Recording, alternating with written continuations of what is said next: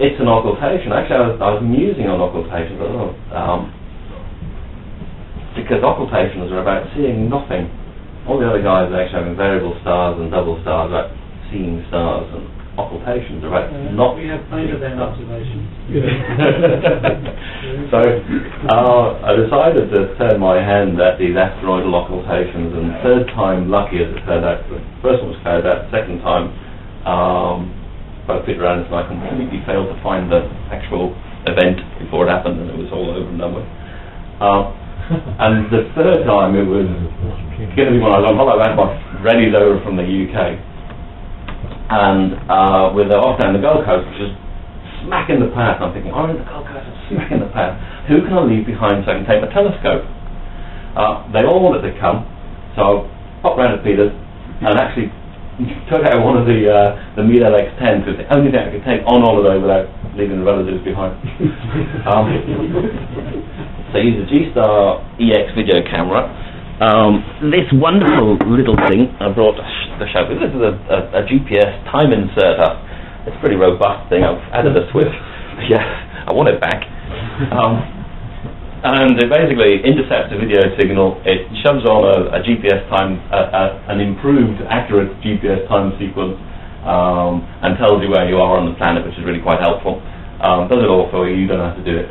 So I use this thing, designed by a Kiwi, hence the name, produced in America because Americans produce everything that the Chinese don't. Laptop first thing, and you wouldn't believe the mosquitoes. They would believe the mosquitoes. Went out to the side. I just drove randomly away from the Gold Coast. Ended up somewhere dark beside the side of the road with a brilliant western horizon. This thing was happening in Scorpius, in the sting of the tail. You could see it setting. I had a practice run and couldn't find it. 2 hours early. Shoved the telescope towards it, roughly aligned it, and spent some time trying to find this object. And first time, slap in the centre of this thing, these two little blue stars. So I was 2 hours early for the event with a telescope which has a drive but doesn't have guiding. So I spent the next 2 hours sat on a stool in the dark. Where were the rallies? Oh, they were having a nice time, a couple of glasses of wine back on the Gold Coast. So it's actually pretty dim thing as well. This is a 10th magnitude star. This is a 13 point something magnitude asteroid. And I've got something like 128 integrate. I've got a fairly big integration on the camera so you can see it. This is not a live video frame. So you can see that all of these numbers, which is what that G-Star, that QOSD thing, that's pumping these numbers out. That number is fairly easy. You can see that's actual universal time. That number is the start of the frame. That number is the end of the frame as it captures in milliseconds. Blurred because this is an amalgamation of a few things. And that's the number, the frame number. So by 10:35, I'd already taken 39,000, or the 39,000 frames have gone through this thing. That number goes up. A little bit later on, 155,000 odd frames. 3/4 an hour later. God almighty. And it's moved a little bit. It's getting more exciting because now I'm thinking, well, hang on, is it going to hit that one? Where's it going to actually hit? I thought it was meant to be going for this one. It's exciting stuff, it's not pleasant. It missed it. It squidged high. Just squidged high. I'm getting shaky now, so anticipation. And then finally, this is where I finally thought, right, okay, at 11:38, this is going to happen in about 8 minutes time. This is the last actual integrated photo. There's right beside it. So now, let's see the video. Now, unfortunately, Is Paris Hilton featured? Oh yeah.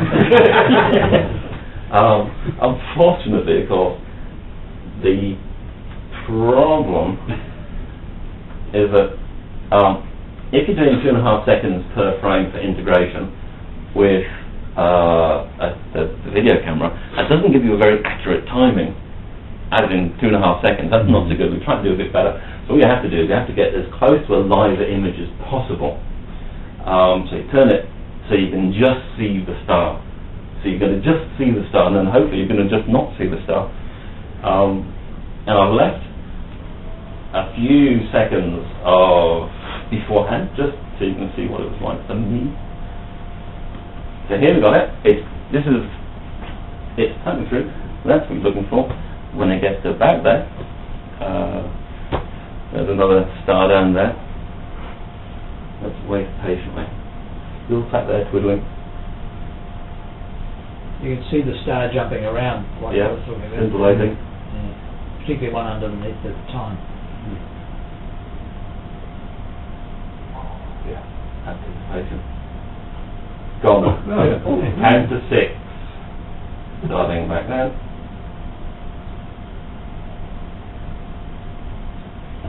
The long 6. It's a long 6 on you. Yeah. That's it. That's you're waiting for nothing. That's it. Now it's there, and now it's not. So that little, and it's great. I mean, it's really actually quite good to watch these things. No, it's so good. I'm not going to show the whole thing again. I thought photometry was bad. I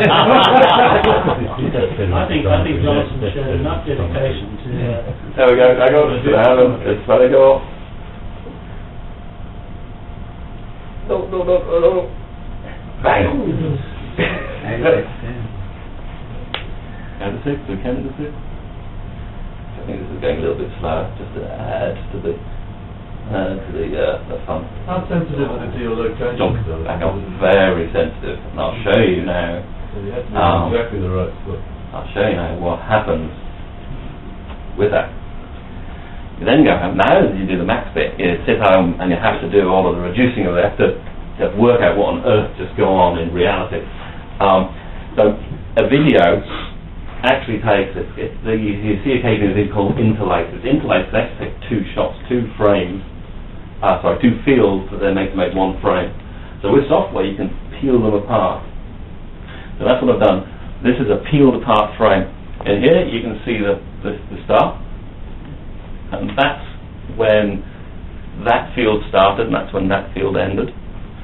Then you can just see a smidge of it, and that's fine because 50% is good for an occultation. That's because of the various light effects.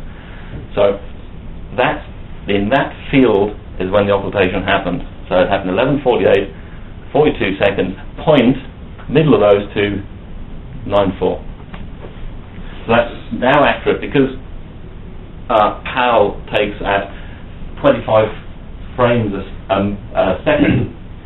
It's accurate to a 50th of a second because it's actually taking 2 fields for every frame. So that's the accuracy of that. Similarly, coming back on again, this one's a bit clearer. It's off. It's back. 2 different frames. So there's the timing in there.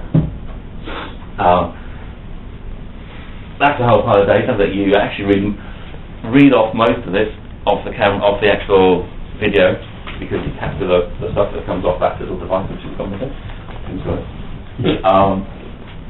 Push it through and you shove it off. It goes off. Well, it went to our occultation director and it went off to the Occultation Society in New Zealand, and they start to work out the results.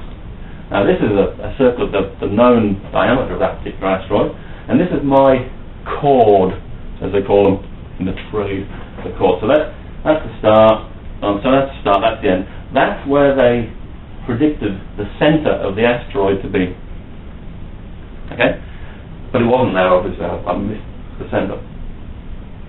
So with my one observation, I knew that the asteroid was either here or here, because as it turns out, you really, to make it useful, you need to have 2 observations. You can't just have 1 observation.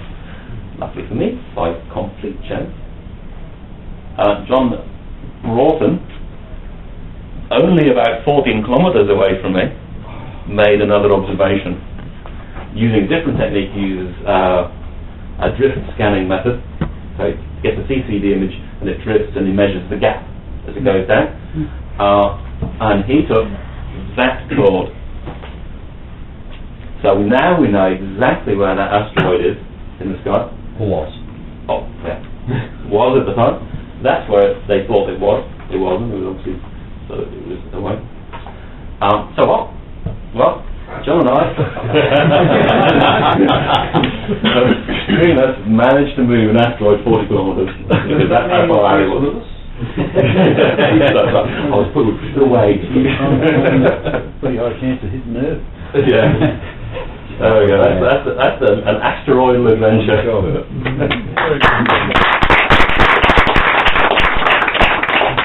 Are you addicted to them now, John? Oh, they're great. They're very sad, but they're really good. And they don't happen very often, which means you don't have to do it every night. Every month or two is when they happen. Thanks, Jonathan. That was very interesting.